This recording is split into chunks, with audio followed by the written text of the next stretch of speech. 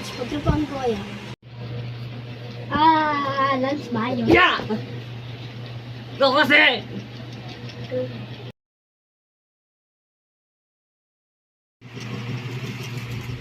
Ano yan? Eh, ako yan!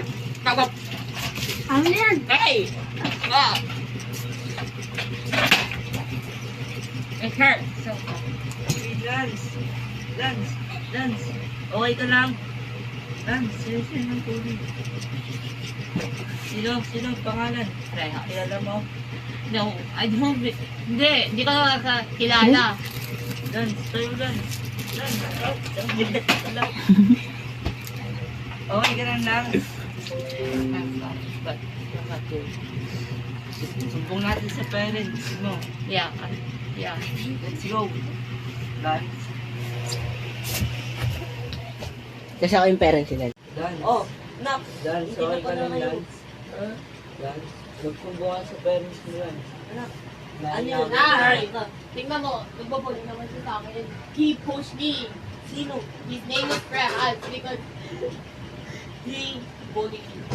Sige, pupunta natin yung lugar. Nak, nandito si Freya. At si Prayas Pantarap po. Si Prayas, yari ka sa tatay ng binuli mo. Nak, pwede ka bang makausap? Sige po, bata na po. Oh, okay na ha. Huwag mo na bubulihin yung anak to. Oh, kuya. Sorry po sa mga nagawa ko kasalanan. So, yun. Yung natutunan ko po sa video na to is wag po basta-basta mambubuli kung ano man po yung pinagdadaanan ng isang tao. Kung ano man po sila, kailangan po pantay-pantay po yung tingin natin sa kanila. At wag po tayong basta mambuli na lang. Isipin po natin kung ano yung magiging epekto sa atin ito. Yun lang po. Maraming salamat.